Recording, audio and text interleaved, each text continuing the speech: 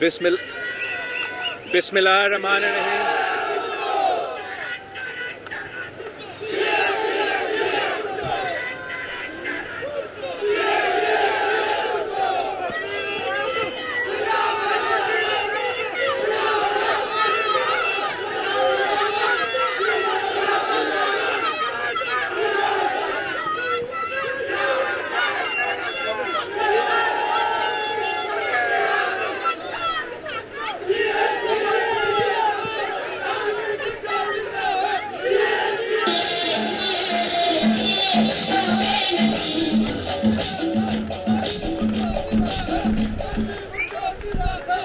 بسم اللہ الرحمن الرحیم.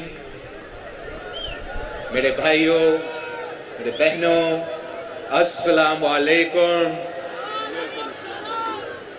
جیے بھٹو. ساتھیوں، آج میں آپ کے پاس آیا ہوں انتخابات کے سلسلے میں، الیکشن کیمپین کے سلسلے میں ہے، لیکن جن حالات میں آیا ہوں وہ بھی آپ کے سامنے ہے. میرے خیال میں یہ آزاد کشمیر کی تحریک کا سب سے اہم الیکشنز ہیں، اور آزاد کشمیر کی تاریخ میں ہم بہت مشکل وقت دیکھتے ہیں، اچھے وقت بھی دیکھے ہیں، لیکن اس قسم کے حالات میں نے تو کبھی نہیں دیکھے ہیں. یہ ایک امتحان ہے، ایک امتحان ہے ریاست آزاد کشمیر کے لیے. یہ ایک امتحان ہے ریاست پاکستان کے لیے. یہ ایک امتحان ہے تمام سیاسی جماعتوں کے لیے اور سیاستدانوں کے لیے. اس لیے سیاست کا کام ہی یہی ہے، سیاستدانوں کا کام ہی یہی ہے کہ ہم آپ کی نمائندگی کریں، آپ کی آواز بنیں، اور وہ آواز مظفر آباد تک پہنچائیں، اسلام آباد تک پہنچائیں، اور پوری دنیا، مطلب عالمی دنیا بھر میں آپ کا آواز پہنچائے جہاں پہنچانا پڑے. سیاستدان کا کام یہی ہے کہ عوام کا خدمت کرے، عوام کے مسائل حل کرے. سیاست صرف اقتدار سنبھالنے کے نام نہیں ہے. قائد عوام شہید ذوالفقار علی بھٹو نے ہمیں یہ سکھایا، شہید محترمہ بینظیر بھٹو نے ہمیں یہ سکھایا. قائد عوام نے اور شہید بی بی نے کہا کہ جہاں پاکستان کے عوام مشکل میں ہے، جہاں پاکستان کے غریب بستے ہیں، وہاں پاکستان پیپلز پارٹی ہے. اور ہم نے ان حالات میں یہ سیاست کا سب سے بڑا امتحان کہ جہاں سیاستدانوں نے ایک پل کا کردار ادا کرنا ہے، فاصلہ کم کرنا ہے عوام کا اور دارالحکومت کا، عوام کا اور عالمی دنیا کا. اس وقت چاہے وہ آزاد کشمیر میں ہو، چاہے وہ اسلام آباد میں ہو یا باقی پاکستان میں ہو، پاکستان کے سیاستدان اصل معنوں میں جو ان کا کام ہے وہ صحیح انداز سے نہیں کر رہے ہیں. جس انداز سے ہم سیاستدانوں نے کشمیر کے عوام کے لیے ایک پل بننا ہے، کشمیر کے عوام کا آواز کو اسلام آباد تک پہنچانا ہے، وہ ہم جس انداز سے کرنا چاہیے وہ نہیں ہو پا رہا. اور یہ صرف کشمیر کا مسئلہ نہیں ہے. میں ابھی گلگت بلتستان کے پہاڑوں سے ہو کر آیا ہوں، وہاں وہی مسئلہ، چاہے وہ صوبہ سندھ ہو، صوبہ پنجاب ہو، صوبہ پختونخوا ہو، صوبہ بلوچستان ہو. جب ایک سیاسی بحران پیدا ہو جاتی ہے تو اس بحران میں غیر جمہوری قوت، غیر سیاسی قوت، انتہا پسند رکھنے والے، انتہا پسند سیاست کرنے والے قوت، وہ بحران میں آ جاتا ہے. اور اس الیکشن میں آپ کے پاس ایک موقع ہے، آپ کے پاس ایک موقع ہے کہ اگر آپ پاکستان پیپلز پارٹی کو یہ ذمہ داری دیتے ہیں، اب ڈڈیال کے عوام اگر پاکستان پیپلز پارٹی کو یہ ذمہ داری دیتے ہیں، اگر آزاد کشمیر کے عوام پاکستان پیپلز پارٹی کو یہ ذمہ داری دیتے ہیں، تو میرا آپ سے وعدہ ہے کہ میں آپ کا آواز بنوں گا، چاہے مجھے مظفر آباد میں آپ کا آواز بننا پڑے، اسلام آباد میں آپ کا آواز بننا پڑے، یا عالمی دنیا میں آپ کا آواز بننا پڑے، انشاءاللہ تعالی میں ویسے آپ کا آواز بنوں گا جیسے قائد عوام بنا تھا، جیسے شہید محترمہ بے نظیر بھٹو بنی تھی، اور انشاءاللہ تعالی چاہے دریال کے مسئلے ہو، کشمیر کے مسئلے ہو، پاکستان کے مسئلے ہو، ایسا کوئی مسئلہ نہیں جو سیاسی انداز میں، پرامن انداز میں حل کیا جا سکتا ہے، اور انشاءاللہ تعالی ہم حل کر کے دکھائیں گے۔ جو موجودہ حالات ہے، یقیناً پورے پاکستان پریشان ہے، ہر کشمیری دنیا بھر میں پریشان ہے تو ہر پاکستانی پریشان ہے، اور خاص طور پہ پاکستان پیپلز پارٹی کے لیے، پاکستان پیپلز پارٹی کے جنرالوں کے لیے، پاکستان پیپلز پارٹی کے کارکنوں کے لیے۔ اس لیے ہمیں تو شہید محترمہ بے نظیر بھٹو نے یہ سکھایا تھا، بچپن سے سکھائی تھی کہ جہاں کشمیریوں کا پسینہ گرے گا وہاں ہمارا خون گرے گا۔ تو ہمارے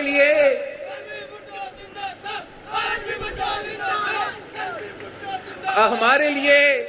پاکستان پیپلز پارٹی کے لیے، اگر ہمارے کشمیر کے مائیں بہنیں آنسو رو رہے ہیں تو ہمارے آنکھوں سے خون کے آنسو نکلتے ہیں، اگر ہمارا کشمیر بھائیوں کے دل دکھتا ہے تو ہمارا دل بھی خون کے آنسو روتے ہیں، اور ہم جانتے ہیں کہ آپ تکلیف میں ہیں، آپ مشکل میں ہیں، آپ کا مشکلات کا ہمیں اندازہ ہے، آپ کے مسائل کا بھی ہمیں اندازہ ہے، اور ہم سمجھتے ہیں کہ آپ کے تمام مسائل کا حل نکل سکتے ہیں۔ جو موجودہ حالات ہیں، ان حالات میں میں نے ایک تجویز پیش کیا ہے۔ جب احتجاج کرنے والوں نے مجھے ایک خط لکھا تو اس خط کے جواب میں نے کہا کہ پاکستان پیپلز پارٹی کے رائے میں ہمیں کشمیر کے مسائل کے حل کے لیے ایک ٹروتھ اور ریکنسیلیشن کمیشن قائم کرنا چاہیے، اور اگر ریاست پاکستان کے لیے بھی یہ تجویز صحیح ہو، اور احتجاج کرنے والوں کے لیے بھی یہ تجویز صحیح ہو، تو میرا خیال میں یہ طریقہ ہے جس سے ہم اپنے مسائل کا حل نکال سکتے ہیں۔ جب تک یہ ٹروتھ اینڈ ریکنسیلیشن کمیشن اپنا کام مکمل نہ کرے، اور اگر یہ ٹروتھ اینڈ ریکنسیلیشن کمیشن بن جائے تو میرا درخواست ہوگا وہ احتجاج کرنے والوں سے کہ جب تک یہ کمیشن اپنا کام مکمل نہ کرے تب تک آپ بھی اپنا احتجاج ختم کریں، اور ہمارا درخواست ہوگا ریاست پاکستان سے کہ جب تک اگر احتجاج کرنے والوں یہ بات ماننے کے لیے تیار ہے تو آپ بھی پھر اپنا جو کارروائی ہے تب تک اس کو روکے جب تک یہ ٹروتھ اور ریکنسیلیشن کمیشن اپنا کام مکمل نہ کرے اور پتہ نہ چلے کہ کون غلط تھا کون صحیح تھا، کس نے جرائم کی کس نے نہیں کی۔ ابھی تک نہ احتجاج کرنے والوں سے جواب آیا ہے، نہ حکومت پاکستان سے اس تجویز پہ جواب آیا ہے۔ میں یہ ضد نہیں کرتا کہ جو پاکستان پیپلز پارٹی کا تجویز ہے وہ مانے، میں یہ انسسٹ نہیں کرتا کہ آپ نے میرے بات ماننا ہے، لیکن اگر یہ طریقہ نہیں تو طریقہ کیا ہے؟ اگر آپ ہمارا بات ماننے کے لیے تیار نہیں تو میں احتجاج کرنے والوں سے پوچھتا ہوں، میں حکومت کرنے والوں سے پوچھتا ہوں، تو پھر حل کیا ہے؟ میرا بات نہ مانے لیکن اپنا حل تو بتائیں۔ اس لیے یہ حالات ایسے تو نہیں رہ سکتے۔ 1 مہینہ سے زیادہ کشمیر ایک ایسا امتحان میں ہے جو پوری دنیا دیکھ رہی ہے، اور اس کا نقصان صرف اور صرف کسی اور کا نہیں، اس کا نقصان صرف اور صرف کشمیری اٹھا رہے ہیں۔